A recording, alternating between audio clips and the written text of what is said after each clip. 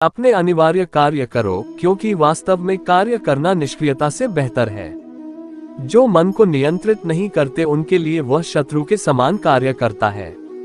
मन की गतिविधियों, होश, श्वास और भावनाओं के माध्यम से भगवान की शक्ति सदा तुम्हारे साथ है और लगातार तुम्हें बस एक साधन की तरह प्रयोग करके सभी कार्य कर रही है। ज्ञानी व्यक्ति ज्ञान और कर्म को एक रूप में देखता है, वही सही मायने में देखता है। क्रोध से भ्रम पैदा होता है, भ्रम से बुद्धि व्यग्र होती है। जब बुद्धि व्यग्र होती है तब तर्क नष्ट हो जाता है, जब तर्क नष्ट होता है तब व्यक्ति का पतन हो जाता है। मनुष्य अपने विश्वास से निर्मित होता है, जैसा वो विश्वास करता है वैसा वो बन जाता है। नर्क के 3 द्वार हैं, वासना, क्रोध और लालच। इस जीवन में ना कुछ होता है ना व्यर्थ होता है। मन अशांत है और उसे नियंत्रित करना कठिन है, लेकिन अभ्यास से इसे वश में किया जा सकता है। लोग आपके अपमान के बारे में हमेशा बात करेंगे। सम्मानित व्यक्ति के लिए अपमान मृत्यु से भी बदतर है। भगवान प्रत्येक वस्तु में है और सबके ऊपर भी। हे अर्जुन, केवल भाग्यशाली योद्धा ही ऐसा युद्ध लड़ने का अवसर पाते हैं जो स्वर्ग के द्वार के समान है। प्रबोध व्यक्ति सिवाय ईश्वर के किसी और पर निर्भर नहीं करता। मेरी कृपा से कोई सभी कर्तव्यों का निर्वाह करते हुए भी बस मेरी शरण में आकर अनंत अविनाशी निवास को प्राप्त करता है। मैं सभी प्राणियों को समान रूप से देखता हूँ, ना कोई मुझे कम प्रिय है ना अधिक। लेकिन जो मेरी प्रेम पूर्वक आराधना करते हैं वो मेरे भीतर रहते हैं और मैं उनके जीवन में आता हूँ। हे अर्जुन, हम दोनों ने कई जन्म लिए हैं, मुझे याद है, लेकिन तुम्हें नहीं। कर्म मुझे बांधता नहीं, क्योंकि मुझे कर्म के प्रतिफल की कोई इच्छा नहीं। तुम उसके लिए शोक करते हो जो शोक करने के योग्य नहीं है, और फिर भी ज्ञान की बातें करते हो। बुद्धिमान व्यक्ति ना जीवित और ना ही मृत व्यक्ति के लिए शोक करते हैं। कभी ऐसा समय नहीं था जब मैं, तुम या ये राजा महाराजा अस्तित्व में नहीं थे, ना ही भविष्य में कभी ऐसा होगा कि हमारा अस्तित्व समाप्त हो जाए। मैं धरती की मधुर सुगंध हूँ, मैं अग्नि की ऊष्मा हूँ, सभी जीवित प्राणियों का जीवन और सन्यासियों का आत्मसंयम हूँ। हो बुद्धिमान, जब वे अपने कार्य में आनंद खोज लेते हैं तब वे पूर्णता प्राप्त करते हैं। यद्यपि मैं इस तंत्र का रचयिता हूँ, लेकिन सभी को ये ज्ञात होना चाहिए कि मैं कुछ नहीं करता और मैं अनंत हूँ। बुद्धिमान व्यक्ति को समाज कल्याण के लिए बिना आसक्ति के काम करना चाहिए। जो व्यक्ति आध्यात्मिक जागरूकता के शिखर तक पहुंच चुके हैं, उनका मार्ग है निस्वार्थ कर्म। जो भगवान के साथ संयोजित हो चुके हैं, उनका मार्ग है स्थिरता और शांति। कर्म उसे नहीं बांधता जिसने काम का त्याग कर दिया है। एकदा त्या उशहोली संपता नित्य कर्म ते, आसी पूजिता सूता पुसला प्रश्न आदरे।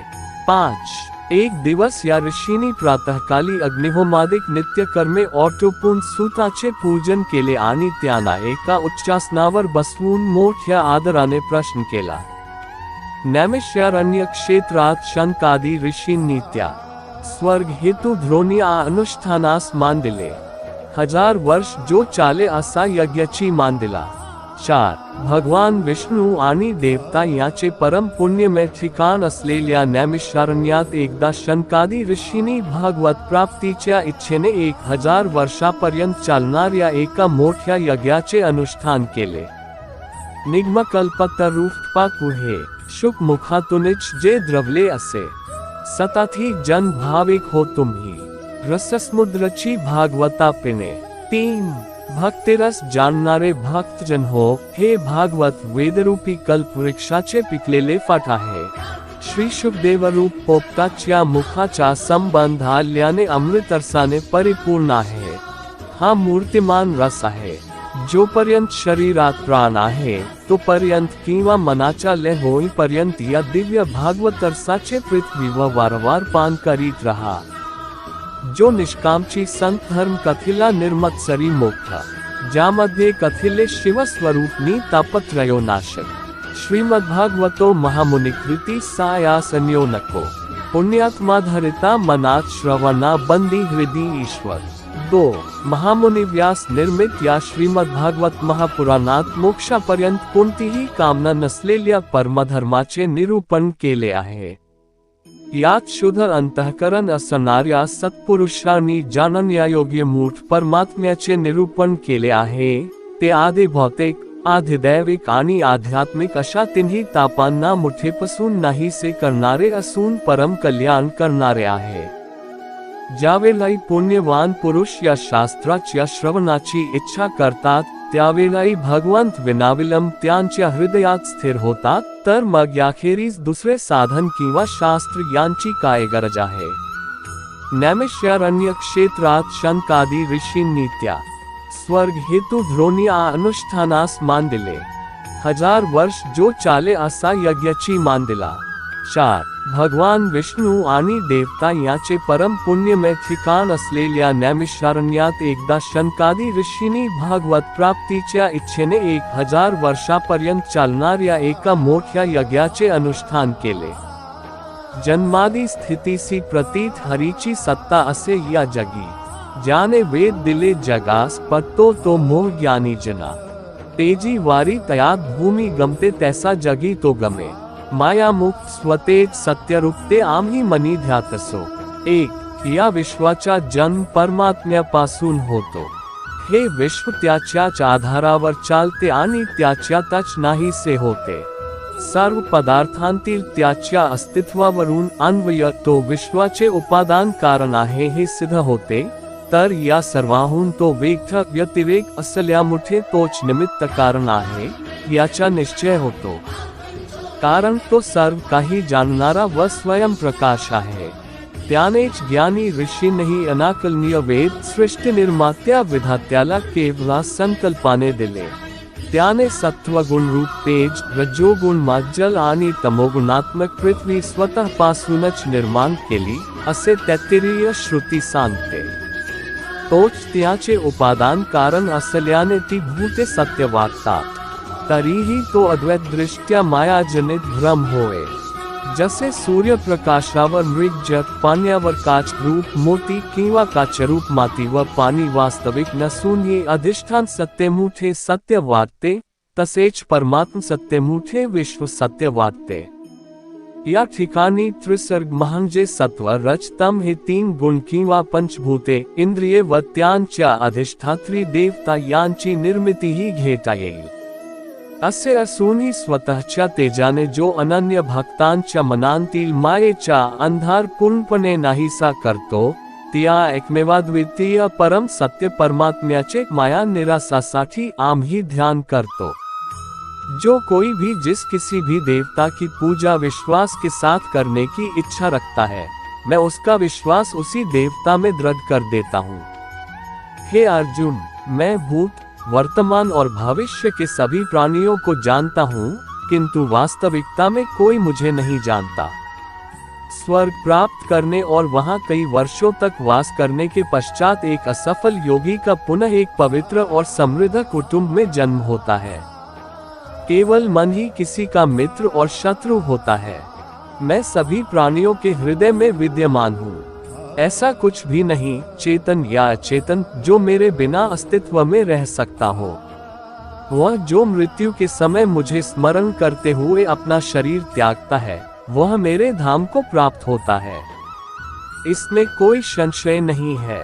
वह जो इस ज्ञान में विश्वास नहीं रखते, मुझे प्राप्त किए बिना जन्म और मृत्यु के चक्र का अनुगमन करते हैं.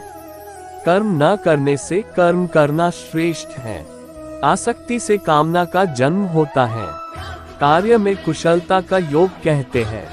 असत का अस्तित्व नहीं है और सत का नाश नहीं है. नित्य रहने वाले देह की ये देह नाशवान कही गई है. नैराश्यम परमं सुखम, निराश परम सुख है. क्रोध से मूर्खता उत्पन्न होती है, मूर्खता से भ्रांति, भ्रांति से बुद्धि का नाश और बुद्धि के नाश से प्राणी का नाश होता है. आसक्ति से कामना का जन्म होता है.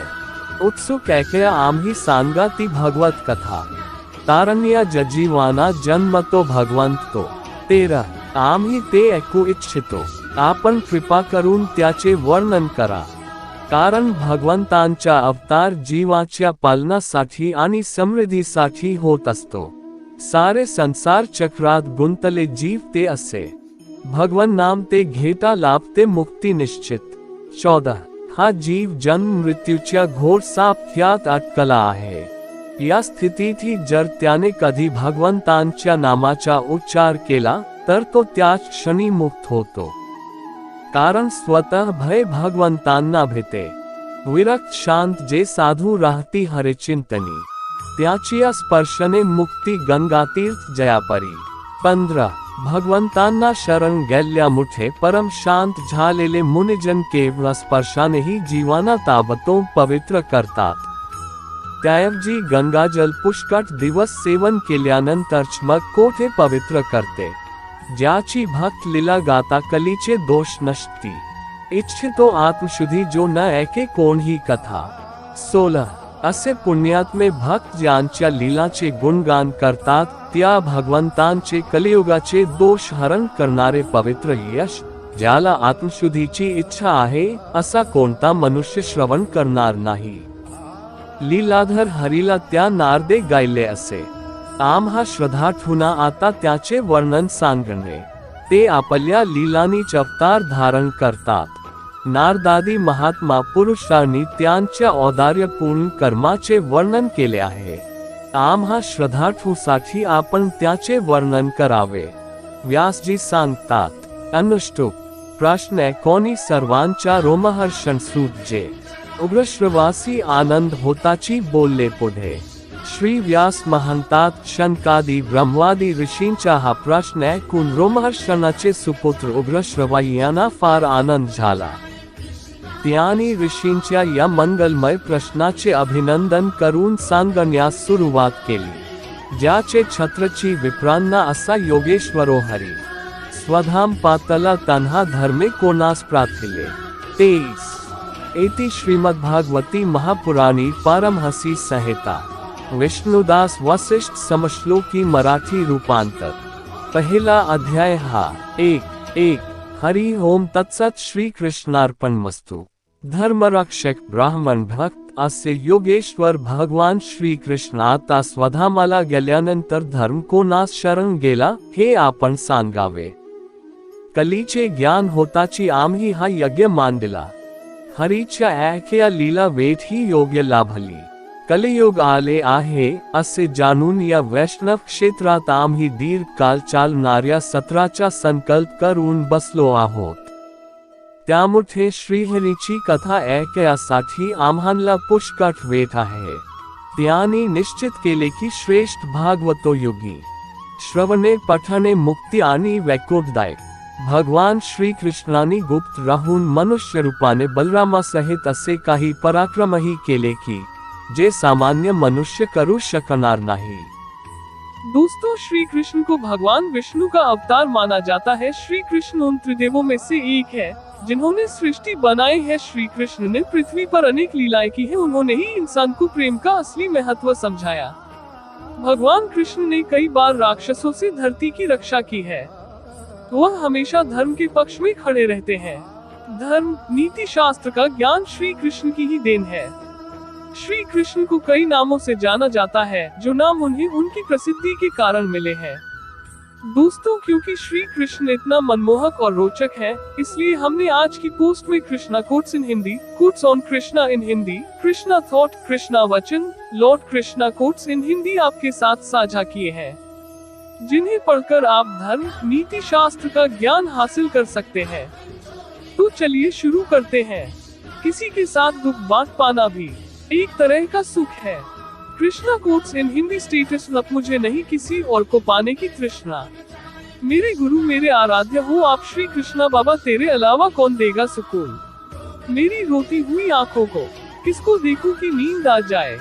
हर शख्स अपनी जगह सही है, कमियां और बुराइयां बेतु की बातें हैं. नमस्कार दोस्तों, आज हम भगवान श्री कृष्ण द्वारा बताई गई कई बातों के बारे में जानेंगे. ये बातें मनुष्य के जीवन के जीने का आधार है और हमें अपने को कैसे जीना चाहिए उसकी सीख भी देती है. आइए जानते हैं भगवान श्री कृष्ण द्वारा